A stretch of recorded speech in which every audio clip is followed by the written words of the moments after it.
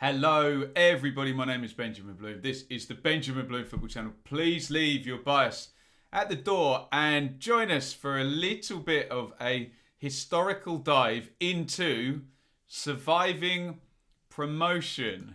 I have had a look back at what happens to the teams that get promoted from the Championship into the Premier League. So this may be of particular interest to Brentford, Norwich and Watford fans, having just gone up. And for Leeds fans, we're going to have a look at second season syndrome. Does it exist? I wonder. And Villa fans, the rest of the dearly departed there. Third season and onward. What is the future for teams that get promoted from the second tier to the top tier? So we are going to look from 95-96, which is when the Premier League went down to 20 teams. I think that context is important because obviously 3 teams went up prior to that, but there were 22 teams there. Thus, the survival chances of the teams going up are decreased. Just purely a numbers game there. So we'll go from there. That does give us a kind of nice round number because that's 25 seasons of teams getting promoted into the Premier League. So 6 clubs over that time have been ever present. Do we dare say Big Six? Manchester United, Liverpool, Arsenal, Spurs, Chelsea and Everton. Not Manchester City. So they've been at the top table, which means 14 teams, the remaining 14, have all come to the Premier League at some point from the second tier. The remaining 14 have all been promoted in, along with the ever-presents. Only Brentford and Brighton have never been relegated from the Premier League. Obviously, we say that remotely tongue-in-cheek. Fair enough for Brighton because they've been up a few seasons now, haven't they? Brentford obviously haven't kicked a ball in the Premier League, but their colleagues Norwich and Watford have before and been relegated and promoted before as well. Does seem that there's a select few that have had it all their way, but for everybody else, relegation and promotion will come for you in the end. So we got 75 promoted teams to look at. Let's have a look at year 1. And in year 1, you may be surprised to see, and this is just the 3 promoted teams across 25 seasons, so 75 teams. The average position, 15.43. So on average, teams promoted from the second tier to the Premier League survive. Now, I know there'll be a few fans watching this thinking, well, my team never survives when they go up, but big picture, maybe that number would shrink if we took out some of the older seasons. Maybe it was easier to stay the cliff edges in TV money. Not quite as pronounced once as they are now, but there's always been that narrative. Average points is 39.05. There's this kind of old-fashioned, lagged over from the 22 club setup idea of 40 points to survive. It's not the case at all. We're far more wedded to less than a point per game now, and with the dominance of the teams at the top of the Premier League scoring 80s and 90 points from a 38 game season. Even Manchester City got 100, didn't they? There's whipping boys down at the bottom, so it tends to be mid-30s will get you survival, and you can see the average number for our 75 seasons of promoted teams is 75 promoted teams across 25 seasons, 39.05. Look at the highest team there. It's my lot, Ipswich. Well, we talk about second season syndrome in a minute. Ipswich ridiculously finished 5th in the Premier League. Now, remember, fans of Newcastle and Forest as well, remember your teams got promoted from the second tier and had very high finishes before. Blackburn possibly as well, I would have thought, under Dalglish, before it went down to 20 teams. So I've started after that, not to make Ipswich the number 1, but to go with the 20-team leagues. Now, there's an important stat. Lowest, bottom of the league, has been occupied by a promoted team 11 times out of those 75 teams. Remember, we're not really looking at 11 out of 75 because not more than one team can finish bottom, however many get promoted. So we're actually looking at 11 out of 25 seasons a promoted team has finished bottom. So even though there is that nice average position, 15.43, there's still quite a high chance. I mean, 50-50 would be, we're looking at 12 and 13 bottom finishes. Nearly a 50-50 chance that a promoted team finishes bottom if in the first year if we go with historical evidence. And there's the big number you'll really want to see. So, of the 75 teams, 33 were relegated in year 1, 42 survived. So, the good news is, the chances are, the statistical, historical chances are, you actually stay up. But there's still it's only on a knife edge. There's still nearly a 50% chance you're going down. So 56% historical chance of survival, 44% historical chance you're going down. And just for that one lovely pedant who'll no doubt comment this, yes, I understand that history does not always predict the future, but unless you can lend me your crystal ball, it's the best chance we've got, isn't it? Looking back. So I just thought I'd get in there because someone always comments. No. Anyway, let's move on and look at the best seasons and the worst seasons.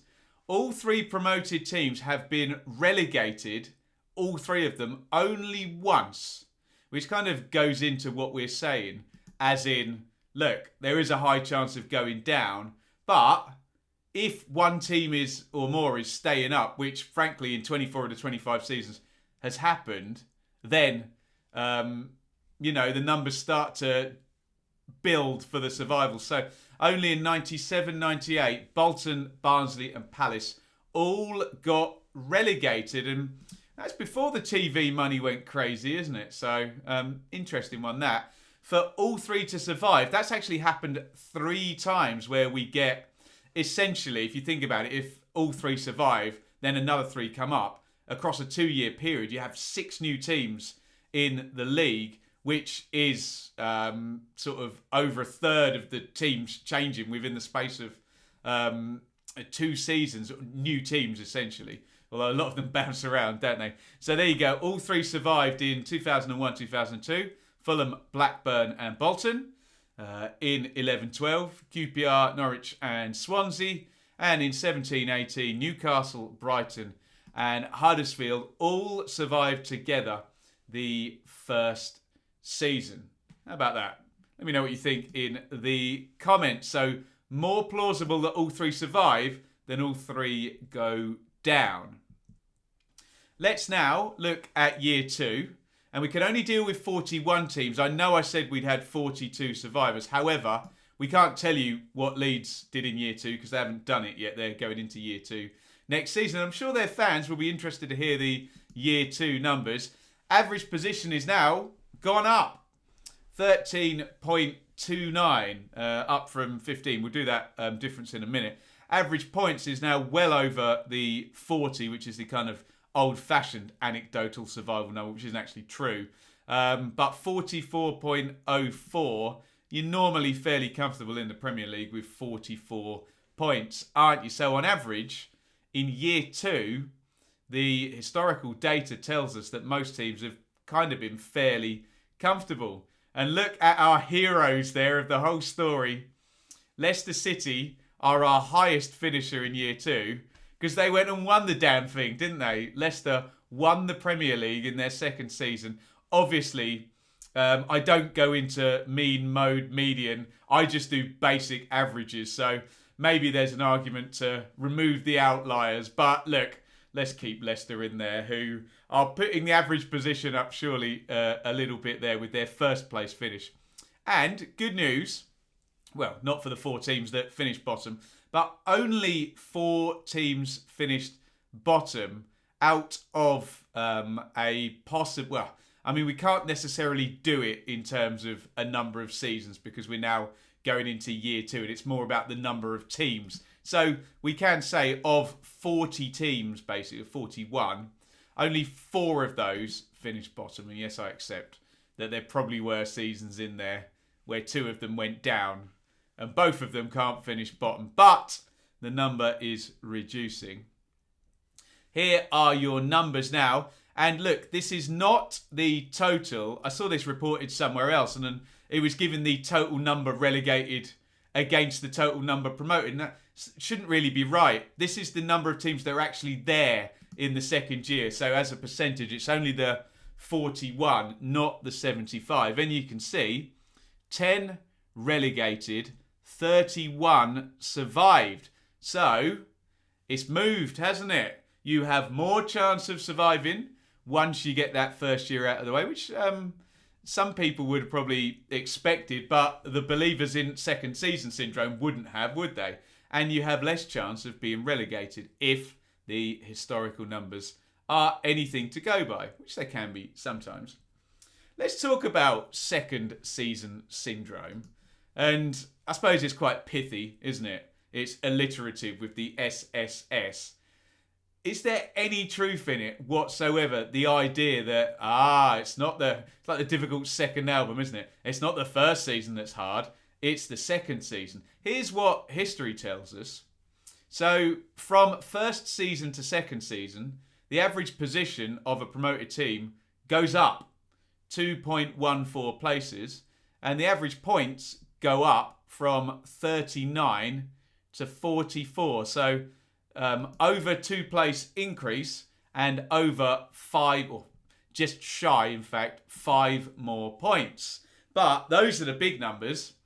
The percentage of teams relegated from year 1 to year 2 goes down 20% from 44 to 24%. And those that survive, ergo, goes up 20% from 56% to 76%, which does seem to fly in the face of the idea that the second season is the one that will catch you, not the first season. The numbers tell us the opposite, I am afraid. Now, here I think is the reason why the term second season syndrome exists. It's these teams here. Bradford, who went from 17th to 20th, got relegated. Ipswich, most spectacularly, look at that, 13 places. 5th to 18th. Reading, 8th to 18th and relegated. Hull, only 2 places dropped, but that was a historical high for Hull. 17th surviving and then down to 19th. Look at Birmingham, huge drop, 9th to 18th and relegated. Huddersfield, again, only 4 places dropped, but that was a historical decades-long high from 16th down to 20th the next season. And then we've just had them, Sheffield United, whose fans are probably fed up of hearing about second season syndrome. They went obviously into 9th place, down to 20th and were relegated. I believe these are the anecdotal examples that have exacerbated this second season syndrome continuing. But they're not the majority, are they? They are the minority. Here's my thoughts. So, like the manager of the month curse, this, the second season syndrome, appears to be a mythical, catch-all term to describe a regression to the mean after a period of historical overperformance. The general data does not support its existence, the existence of the second season syndrome. Most examples involve A, don't get upset, smaller club reaching a long-term high and quickly falling.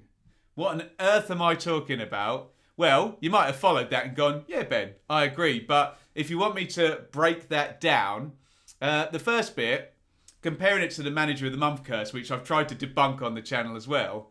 The manager of the month curse is the idea that you regress after winning the manager of the month. But that's the wrong way round, because the manager of the month only gets awarded after an overperformance where a team sort of wins 4 and draws 2 games or something in a month. That's not sustainable. It's ridiculous if you sustain that, particularly in a 46-game season. You end up with 115 points or something. Nobody does that. Ergo, it's unsustainable. Therefore, the drop-off is not a drop-off. It's just a regression to the mean. It's the month of great results that are the freak period, not what follows it. This is a little bit different, I guess, but most of those examples we gave, particularly, look, Ipswich finishing 5th, Reading 8th, and Birmingham 9th, are massive historical highs and huge rises up that, if you plotted on a graph, would be way out of kilter with everything else. And I think clubs of that size who are not used to finishing, let's be frank, in the top half of the Premier League, then don't necessarily have the infrastructure and financial soundness and just, let's say, historical capability to cope with that. And what you get is a period of unsustainable success followed by a crash. That should not be applied to all clubs, I don't think. And you can see there the quick fall of the smaller club is why I think second season syndrome exists. But shouldn't really apply, I don't think. Let me know what you think in the comments. Going on to year 3, again, we've got 30 teams to look at. We'll do it quickly. Villa will be number 31, who got to the third season. So the numbers are dwindling, but from 75, 31 is nearly half, isn't it? What would half be? 37.5. Average position, still 12.73. Average points has just gone up a little tickle to 44.43. But have a look at that relegation and survival number. If you get to year 3, only 2 out of the 30 teams were relegated. 6.66%, the number of the beast, indeed. But it's very, very low. Remember, year 1 was 46 or 44 or something, I can't remember. It was a lot higher. And look at the survival number. 28 out of 30 teams who get to year 3. You'll be liking this, Villa fans. 28 out of 30 of those teams survive. 93.33% of teams promoted and survive in 2 years then survive the third year as well. And with TV money the way it is, you keep banking up. If you're smart, you'll be all right. But remember, those liabilities then build up and relegation gets a very, very scary prospect, doesn't it? So, in summary, as you would imagine, there's some fairly clear evidence that survival chances increase as you go. It's kind of natural selection, isn't it? Like 56% of year 1 teams get relegated, 76% of year 2 teams survive, 93% of year 3 teams survive. Yes, the number gets smaller, the better clubs then, the cream rises, natural selection, whatever you want to call it. So, the longer you stay, the higher your chances of survival you become established. That's probably not much news to anybody, is it? Second season syndrome is therefore, I think, a highly doubtful concept. I think it stands to reason that the longer you have in the top league, the more equipped you are to survive. And I think most of the examples that people flag up, Ipswich, Reading, Birmingham, Sheffield United are going to get thrown in now, are, as I suggested, historical overperformances followed by a crash. And there are teams, and we're talking West Ham, Newcastle, Aston Villa, Leeds potentially coming up this season, where finishing 9th, 10th, whatever, is not, when you plot on their graph, that much of a historical overperformance. Although we'll be very interested in Leeds factor, because they haven't been there for so long, to see whether size and history, will that matter? I think it might help. Do you know what I mean? I think copeability, is that a word? Coping style,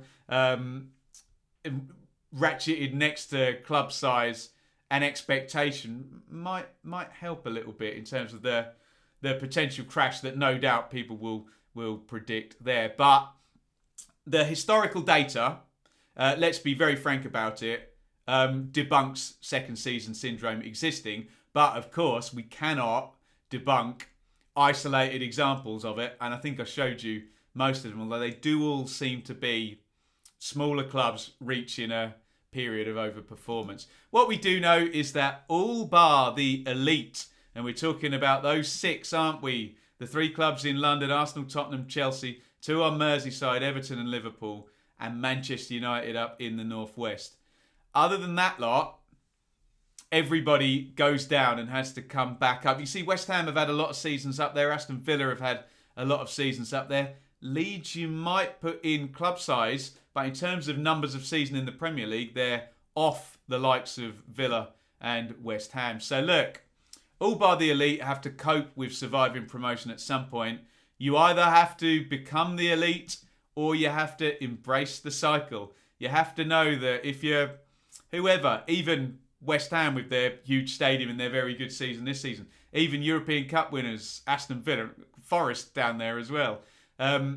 Unless you are one of those maintained clubs, the chances are you're going to get relegated at some point. And unless people like, I don't know, Leicester, and will give the challenge to Leeds and Villa and West Ham at the moment, can they join the elite? Or would it then not be an elite if there was 7, 8, 9, 10 teams? Wouldn't be an elite then, and then you'd assume 3 or 4 of them would pull away again. So join the elite or embrace the cycle.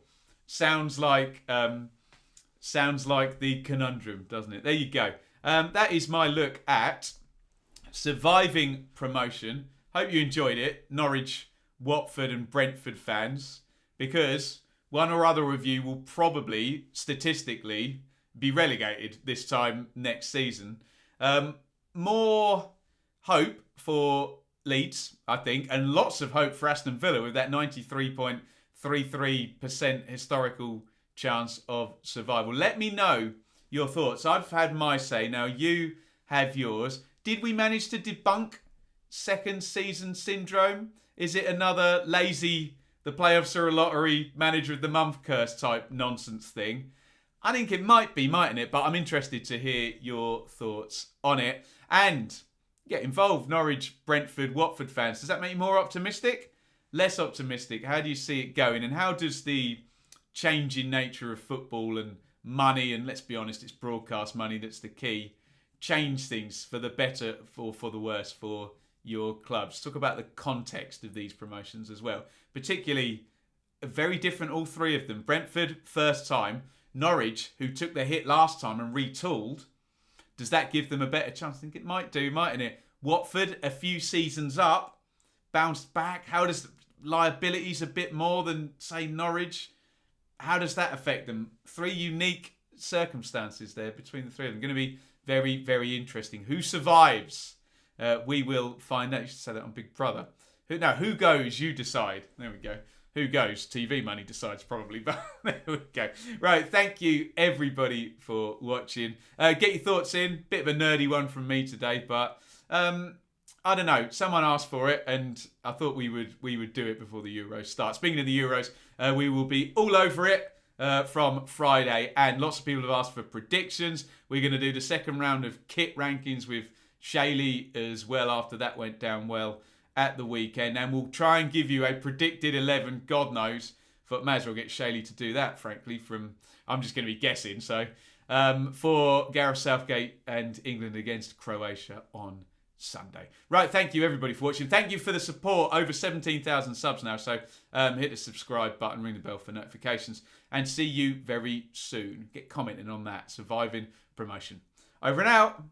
Thank you so much for watching. If you enjoyed this video, please hit the like button to see more videos from this channel. Hit the subscribe button, and to be notified every time we upload, ring the bell for those notifications to come through on your device. If you really want to support the channel and me as a content creator, I will be eternally grateful if you head over to the merch store and grab something, or support over on Patreon, patreon.com/Benjamin Bloom. Thank you for your time. Go and watch another video.